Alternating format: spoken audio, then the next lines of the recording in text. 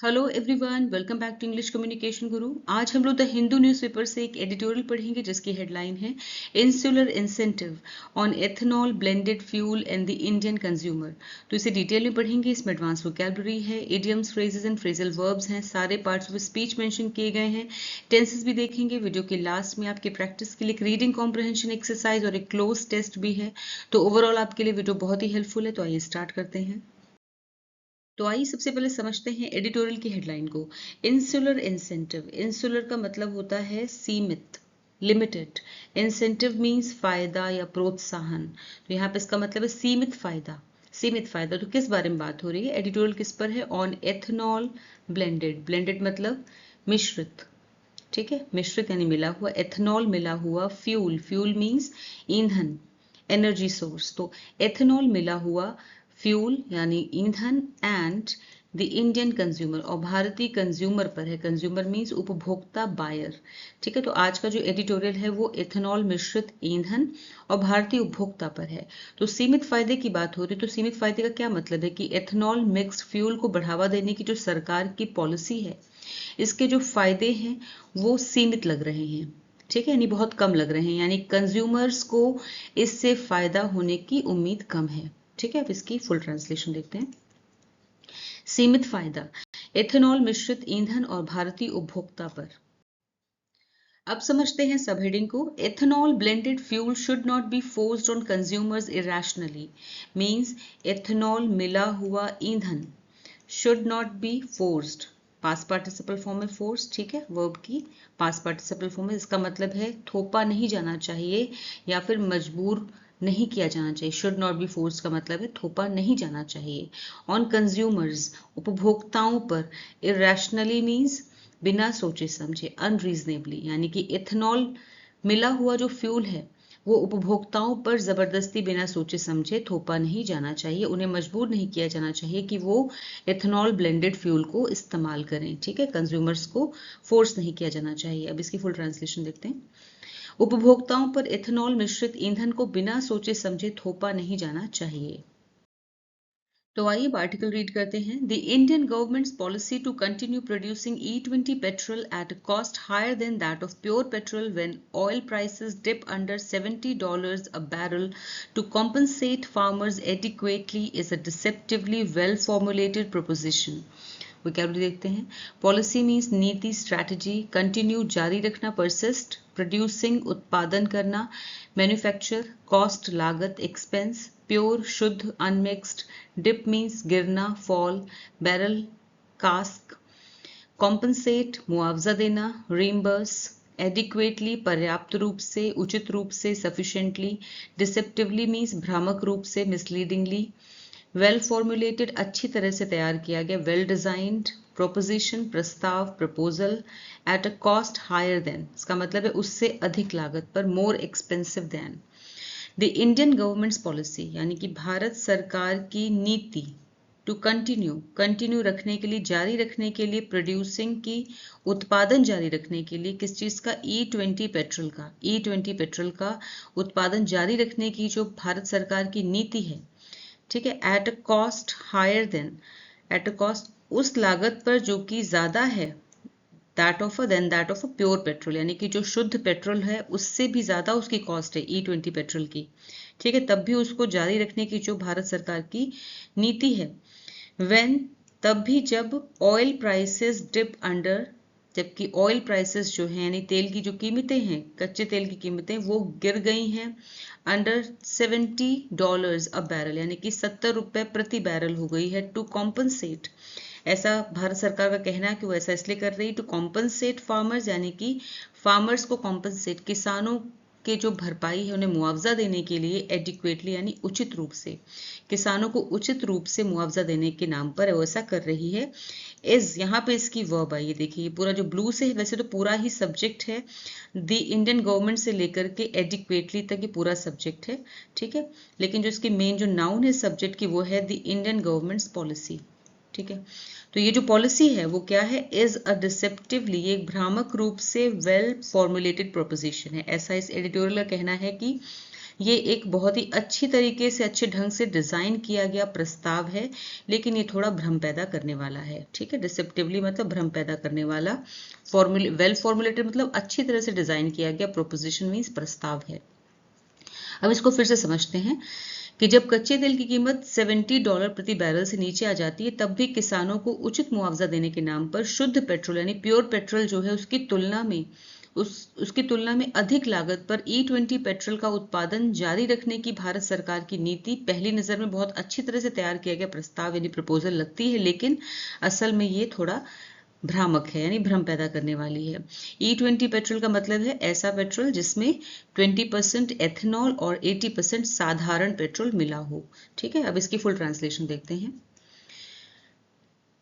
जब कच्चे तेल की कीमत $70 प्रति बैरल से नीचे आ जाती है, तब भी किसानों को उचित मुआवजा देने के नाम पर प्योर पेट्रोल की तुलना में अधिक लागत पर E20 पेट्रोल का उत्पादन जारी रखने की भारत सरकार की नीति पहली नजर में बहुत अच्छी तरह तैयार किया गया प्रस्ताव लगती है, लेकिन असल में ये भ्रामक है।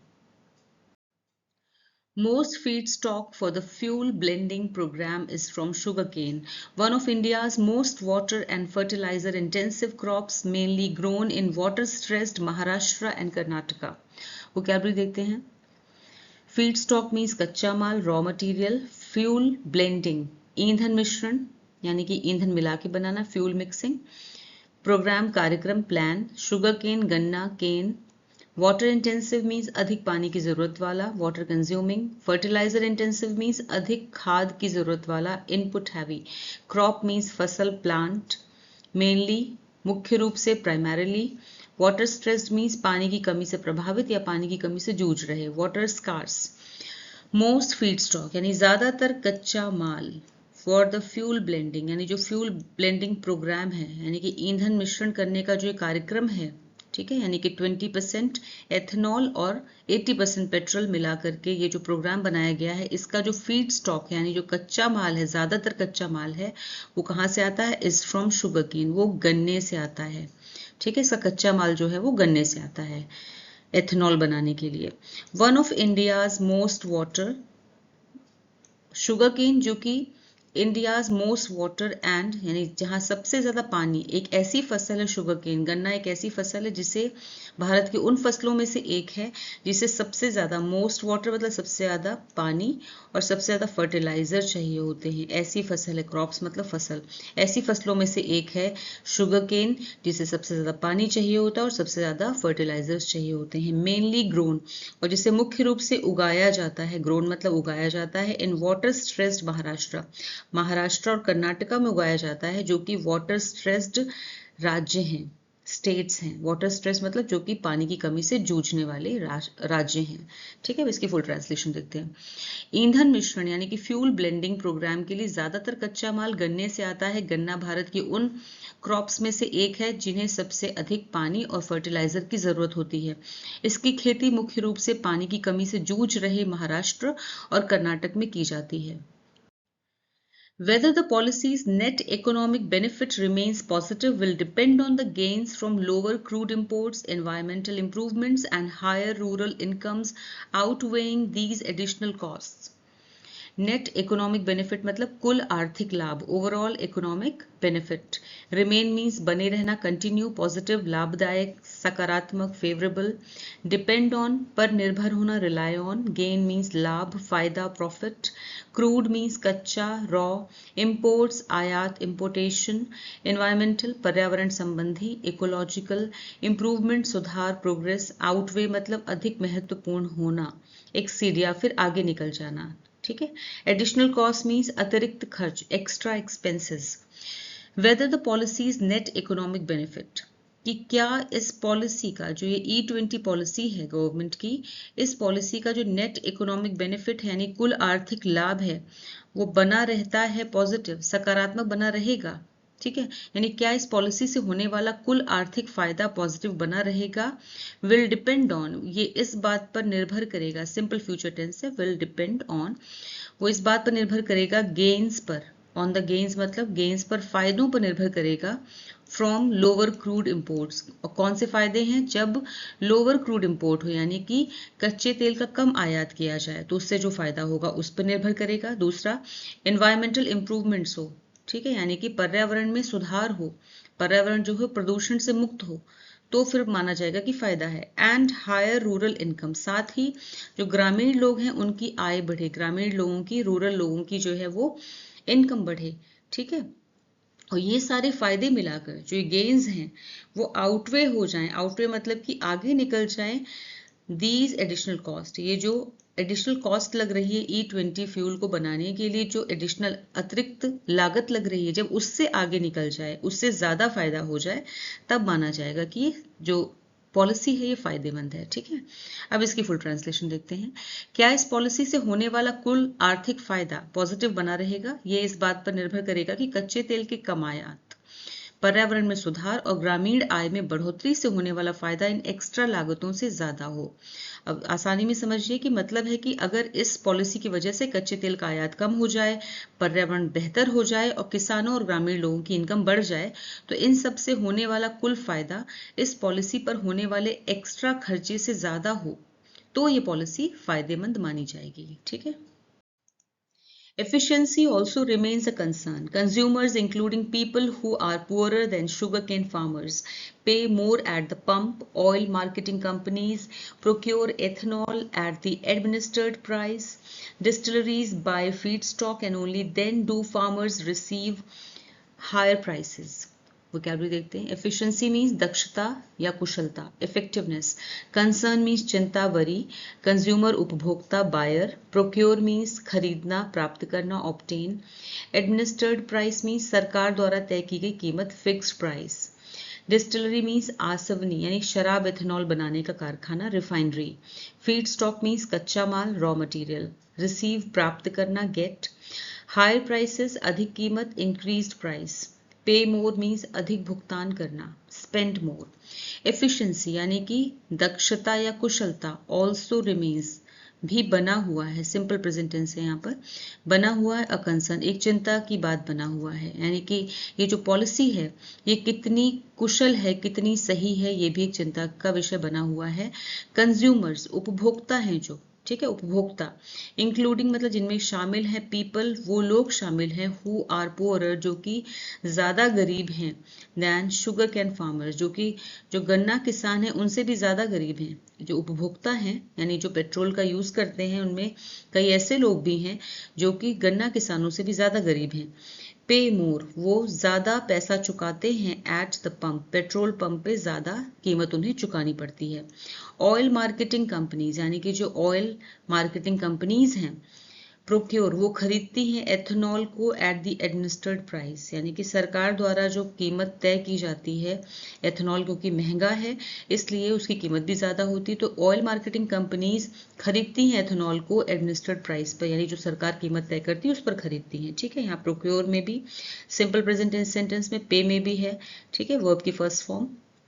डिस्टिलरीज, वही डिस्टिलरीज जो है वो खरीदती फीड स्टॉक यानी कच्चा माल खरीदती हैं, ठीक है। एंड ओनली देन और तब जाके डू फार्मर्स रिसीव यानी फार्मर्स को मिलता है हायर प्राइसेस, फार्मर्स को यानी किसानों को ऊंची लागत मिलती है, यानी अपनी फसल की ज्यादा कीमत तब जाकर मिलती है। मतलब काफी लंबी प्रोसेस है ये, ठीक है। और इस सब प्रोसेस में क्या होता है इसको आसानी में समझते हैं कि एडिटर जो है वो क्या कहना चाहता है कि लेखक का कहना है कि अगर गवर्नमेंट किसानों की मदद करना चाहती है तो ये तरीका बहुत एफिशिएंट, बहुत कुशल नहीं है। क्यों?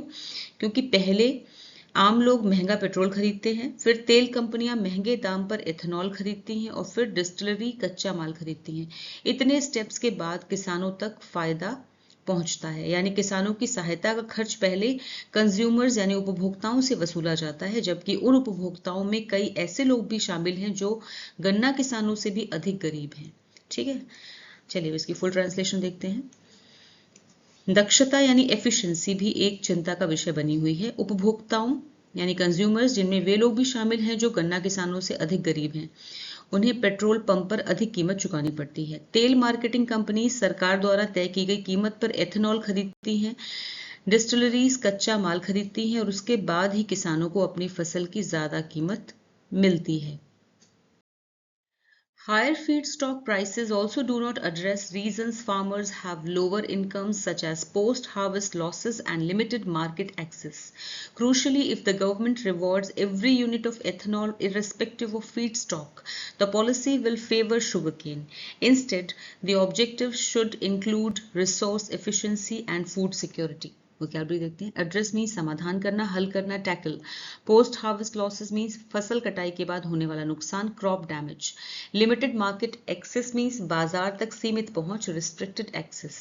क्रूशली मीन्स सबसे महत्वपूर्ण बात यह है, इंपॉर्टेंटली. रिवॉर्ड मीन्स पुरस्कार देना, इनाम देना, कॉम्पनसेट. इरिस्पेक्टिव ऑफ मीन्स की परवाह किए बिना. फेवर बढ़ावा देना, सपोर्ट. ऑब्जेक्टिव उद्देश्य, गोल. रिसोर्स एफिशिएंसी मीन्स संसाधनों का कुशल उपयोग. ऑप्टिमाइजेशन. फूड सिक्योरिटी, खाद्य सुरक्षा, फूड अवेलेबिलिटी.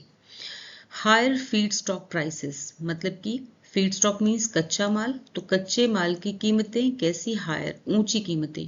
कच्चे माल की अधिक कीमतें. ऑल्सो डू नॉट एड्रेस, हल नहीं करती.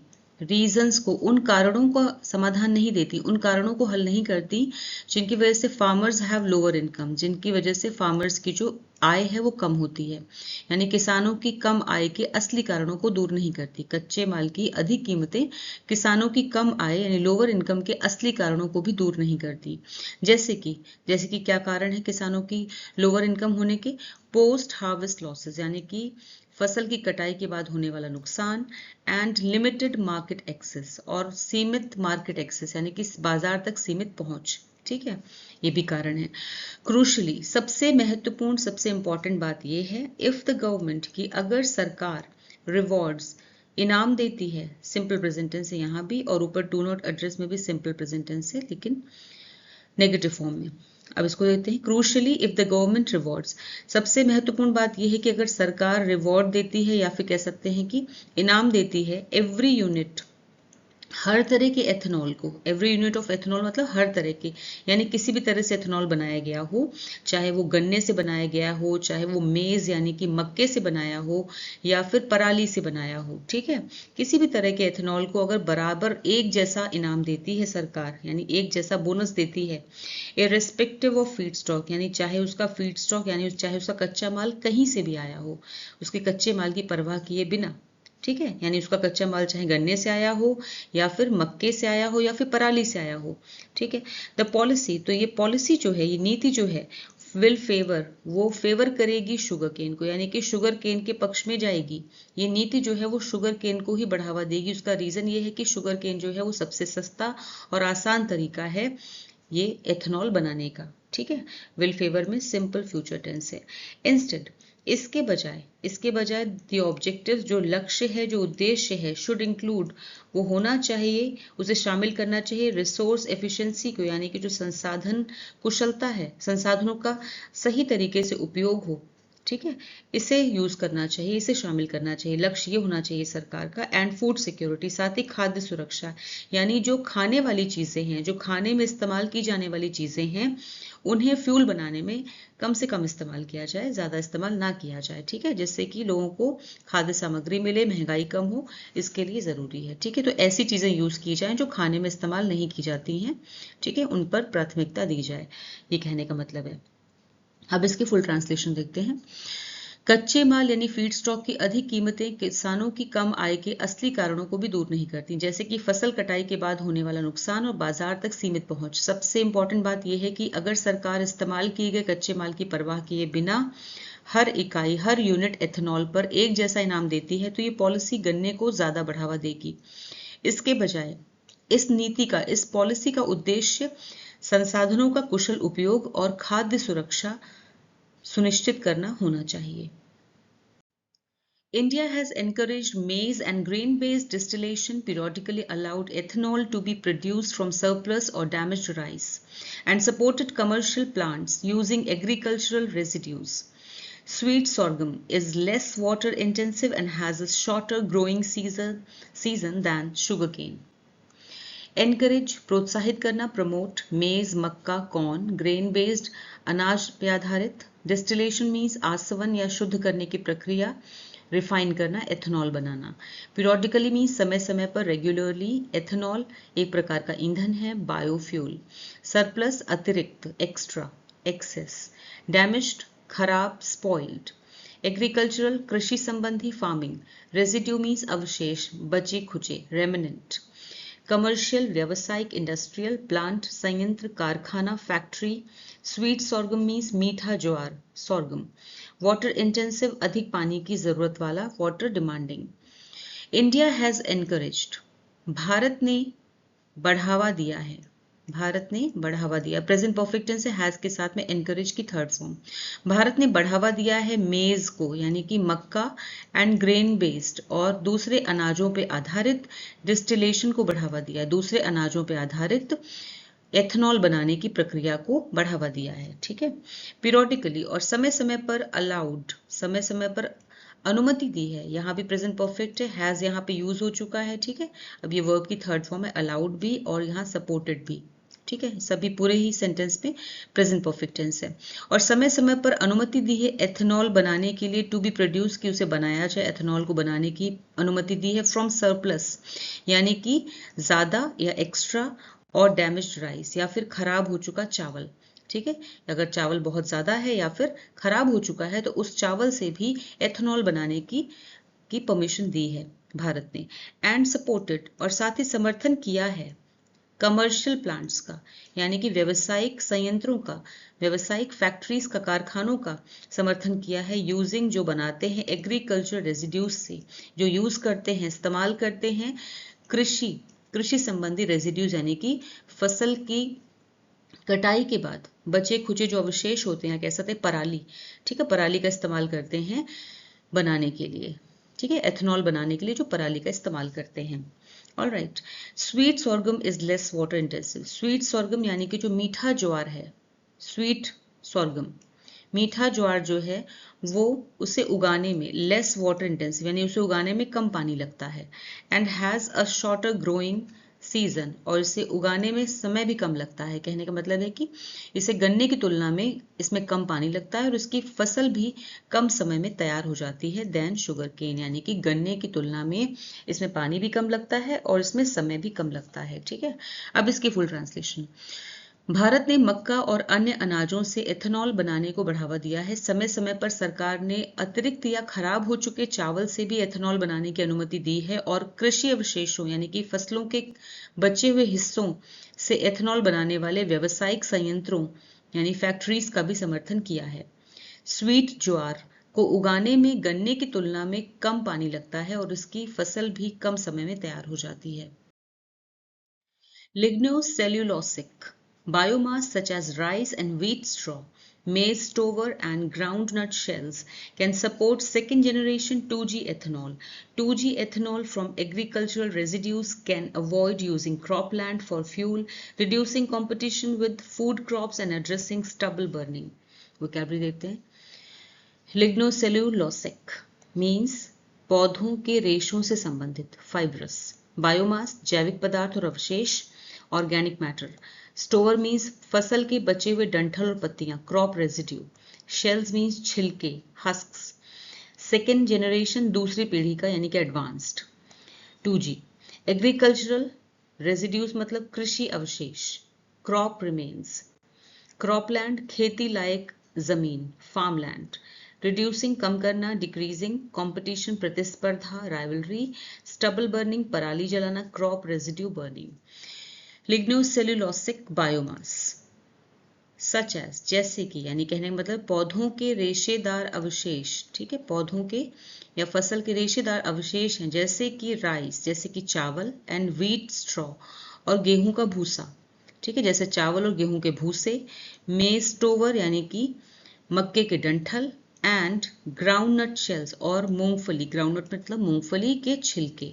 ठीक है, कैन सपोर्ट ये मदद कर सकते हैं सेकेंड जनरेशन, यानी कि 2G एथेनॉल बनाने में मदद कर सकते हैं। ठीक है, तो पौधों के, यानी कि लिग्नोसेल्यूलोसिक बायोमास, यानी पौधों के रेशेदार अवशेष जैसे कि चावल और गेहूं के भूसे, मक्के के डंठल और मूंगफली के छिलकों से 2G एथेनॉल बनाया जा सकता है, एडवांस लेवल का एथेनॉल बनाया जा सकता है। 2G ethanol from agricultural residues, यानी कि 2G एथेनॉल जो कि एग्रीकल्चरल यानी खेती कृषि से बचे हुए जो अवशेष हैं यानी फसलों के बचे हुए जो बचे खुची चीजें हैं उनसे बनाया जाता है, कैन अवॉइड, ये अवॉइड कर सकता है यूजिंग क्रॉप लैंड यानी कि फसल वाली जमीन को इस्तेमाल करने से बचा सकता है फॉर फ्यूल यानी ईंधन के लिए। ईंधन के लिए खेती वाली जमीन का इस्तेमाल नहीं करना पड़ेगा। खेती से बचे अवशेषों से 2G एथेनॉल बनाने से क्या होगा कि ईंधन के लिए खेती वाली जमीन का इस्तेमाल नहीं करना पड़ेगा।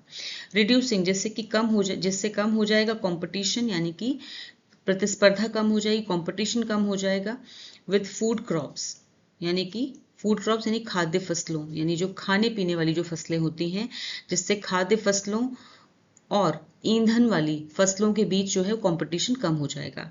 एंड एड्रेसिंग, और ये समाधान निकालेगा, एड्रेस करेगा स्टबल बर्निंग का भी, यानी जो पराली जलाई जाती है ना कि अब ये वेस्ट है, कचरा है, इसको जलाया जाए, इससे बहुत पोल्यूशन होता है, उस समस्या का भी समाधान मिल जाएगा क्योंकि उस स्टबल से, उस पराली से एथेनॉल बनाया जाएगा। ठीक है, तो कहने का मतलब ये है, अगर आसान शब्दों में समझें तो जो 1G एथेनॉल है, ठीक है, जैसे कि 1G एथेनॉल की बात करते हैं पहले, कि जो 1G एथेनॉल है वो गन्ना, मक्का जैसी फसलों से बनता है। इन फसलों को उगाने के लिए खेती लायक जमीन चाहिए, क्रॉपलैंड चाहिए, वही जमीन खाना उगाने के लिए भी इस्तेमाल हो सकती थी। ठीक है ना, तो वही 2G एथेनॉल जो है वो फसल कटने के बाद बचने वाले जो कृषि के अवशेष होते हैं, जैसे पराली है, भूसा है, डंठल है, इनसे बनता है। तो ये अवशेष पहले से मौजूद होते हैं, इन्हें बनाने के लिए कोई अलग से खेती करने की जरूरत नहीं है, ना ही एक्स्ट्रा जमीन की जरूरत होती है। ठीक है, तो इसलिए ये बेटर ऑप्शन है। अब इसकी फुल ट्रांसलेशन देखते हैं।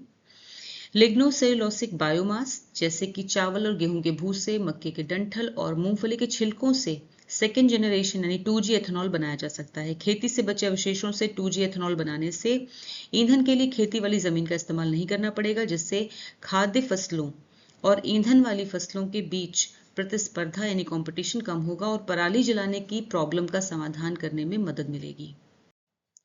It is more expensive and technologically demanding, but that is a better problem to solve through proactive policy making. The government could pay a premium for residue-based ethanol, subsidize collection infrastructure, facilitate contracts, and provide viability gap funding. Vocabulary देखते हैं। Expensive means महंगा, costly. Technologically demanding means तकनीकी रूप से कठिन, technically challenging. Proactive means पहले से कदम उठाने वाला, प्रिवेंटिव। पॉलिसी मेकिंग नीति निर्माण, पॉलिसी फॉर्मेशन। प्रीमियम मीन्स अधिक भुगतान, एक्स्ट्रा पेमेंट। रेजिड्यू मीन्स बचा हुआ पदार्थ, अवशेष, रिमेन्स। सब्सिडाइज आर्थिक सहायता देना। कलेक्शन एकत्र करना, गैदरिंग। इंफ्रास्ट्रक्चर आधारभूत ढांचा, फ्रेमवर्क। फैसिलिटेट आसान बनाना, सहायता करना, इनेबल। कॉन्ट्रैक्ट्स मीन्स समझौते, अनुबंध, अग्रीमेंट्स। प्रोवाइड मीन्स उपलब्ध कराना, supply. Viability gap funding means ऐसी आर्थिक सहायता जो किसी परियोजना को लाभकारी या सफलतापूर्वक शुरू करने में मदद करे। ठीक है, इट इज मोर एक्सपेंसिव, ये मतलब एग्रीकल्चर रेजिड्यूज से 2G एथेनॉल बनाना। ठीक है, इट का मतलब यहाँ पर है कि एग्रीकल्चरल यानी जो कृषि अवशेष हैं उनसे 2G एथेनॉल बनाना है जो, वो ज़्यादा एक्सपेंसिव है। मोर एक्सपेंसिव मतलब वो ज़्यादा महंगा है। एंड टेक्नोलॉजिकली, और तकनीकी रूप से डिमांडिंग है यानी तकनीकी रूप से कठिन है। ठीक है, कठिन है। But that is a better problem to solve, लेकिन इसे बेहतर ढंग से, इस प्रॉब्लम को बेहतर ढंग से सॉल्व किया जा सकता है थ्रू प्रोएक्टिव पॉलिसी मेकिंग, यानी कि पहले से ही नीति बनाकर, पहले से ही बेहतर तरीके से नीति बनाकर इसे हल किया जा सकता है। लेकिन प्रोएक्टिव पॉलिसी बनाकर इस प्रॉब्लम को बेहतर ढंग से हल किया जा सकता है। द गवर्नमेंट कुड पे अ प्रीमियम, यानी सरकार जो है वो पे कर सकती है प्रीमियम का, यानी एक्स्ट्रा भुगतान कर सकती है सरकार जो, फॉर रेजिड्यू बेस्ड एथेनॉल, यानी कि रेजिड्यू बेस्ड एथेनॉल के लिए सरकार ज्यादा कीमत दे सकती है। सब्सिडाइज, साथ ही सब्सिडाइज कर सकती है यानी कि आर्थिक सहायता दे सकती है। कलेक्शन इंफ्रास्ट्रक्चर को, कलेक्शन मतलब अवशेषों को इकट्ठा करने की जो व्यवस्था है, ठीक है, जो कृषि अवशेष यानी खेती के बाद जो बचे खुचे ऐसे पराली वगैरह है तो उसको इकट्ठा करने की जो व्यवस्था है उसको आर्थिक सहायता दे सकती है। ठीक है, फैसिलिटेट कॉन्ट्रैक्ट, साथ ही कॉन्ट्रैक्ट्स यानी कि अनुबंध जो हैं उनमें मदद कर सकती है। एंड प्रोवाइड, और प्रोवाइड कर सकती है वायबिलिटी गैप फंडिंग, यानी कि ऐसी आर्थिक सहायता दे सकती है जो परियोजना को सक्सेसफुली शुरू करने में मदद करे, यानी ऐसी परियोजनाओं के लिए मदद दे सकती है, आर्थिक सहायता दे सकती है जिससे कि वो सफलतापूर्वक शुरू हो सके। ठीक है, अब इसकी फुल ट्रांसलेशन देखते हैं। ये यानी कि एग्रीकल्चरल रेजिड्यूज से 2G एथेनॉल बनाना ज़्यादा महंगा है, मोर एक्सपेंसिव मतलब ज़्यादा महंगा, और इसके लिए बेहतर टेक्नोलॉजी की ज़रूरत है। लेकिन प्रोएक्टिव पॉलिसी बनाकर इस प्रॉब्लम को बेहतर ढंग से हल किया जा सकता है। सरकार रेजिड्यू बेस्ड एथेनॉल के लिए ज़्यादा कीमत दे सकती है, अवशेषों को इकट्ठा करने की व्यवस्था को आर्थिक सहायता दे सकती है, कॉन्ट्रैक्ट में मदद कर सकती है, और ऐसी परियोजनाओं के लिए आर्थिक सहायता दे सकती है, फंडिंग कर सकती है जिससे कि वो सफलतापूर्वक शुरू हो सके। Ultimately, ethanol policy should not be independent of agricultural policy, and import substitution is no excuse for consumers being forced to pay more for lower mileage fuel than pure petrol. vocabulary देखते हैं। Ultimately means आखिरकार, finally, independent of, से अलग, स्वतंत्र, separate from. Agricultural means कृषि संबंधी, farming related. Policy means नीति, strategy. Import substitution means आयात प्रतिस्थापन, यानी कि आयात पर निर्भरता कम करना, replacement of imports. Excuse means बहाना, जस्टिफिकेशन। फोर्स्ड मजबूर किया गया, कंपेल्ड।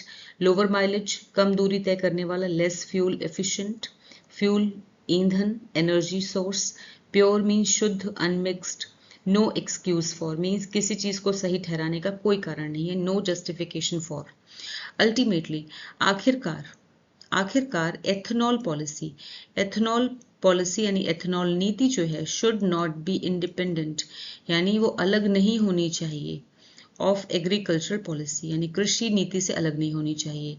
आखिरकार एथेनॉल पॉलिसी को एग्रीकल्चरल यानी कि कृषि नीति से अलग नहीं होना चाहिए, कृषि की नीति से अलग नहीं होना चाहिए। एंड और इम्पोर्ट सब्सटीट्यूशन, और इम्पोर्ट यानी आयात को जो सब्सटीट्यूशन है, यानी कि आयात पर निर्भरता कम करने की जो नीति है, इज नो एक्सक्यूज, वो कोई उचित कारण नहीं है, कोई एक्सक्यूज नहीं है, फॉर कंज्यूमर्स, उपभोक्ताओं के लिए, बीइंग फोर्स की उन्हें फोर्स किया जाए, मजबूर किया जाए, टू पे भुगतान करने के लिए, मोर ज़्यादा भुगतान करने के लिए, फॉर लोअर माइलेज, एक ऐसे फ्यूल, लोअर माइलेज फ्यूल मतलब ऐसे ईंधन के लिए, ऐसे पेट्रोल के लिए उन्हें ज़्यादा भुगतान करने के लिए मजबूर किया जाए जो कि कम माइलेज देगा।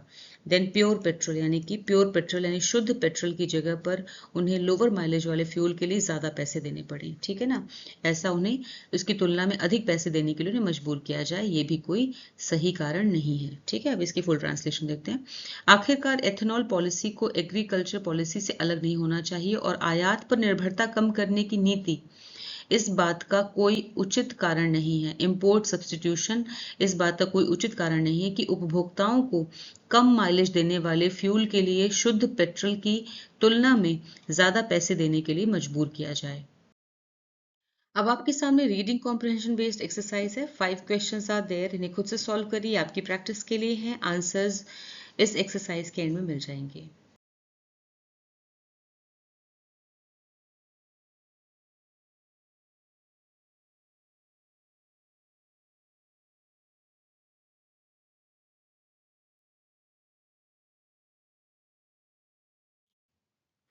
अब आपके सामने क्लोज टेस्ट एक्सरसाइज है जिसमें से कुछ वर्ड्स मिसिंग हैं। इसी पेज पर नीचे ऑप्शंस दिए हुए हैं, उन ऑप्शंस में से सही ऑप्शन चूज करके आपको मिसिंग वर्ड्स फिल करने हैं।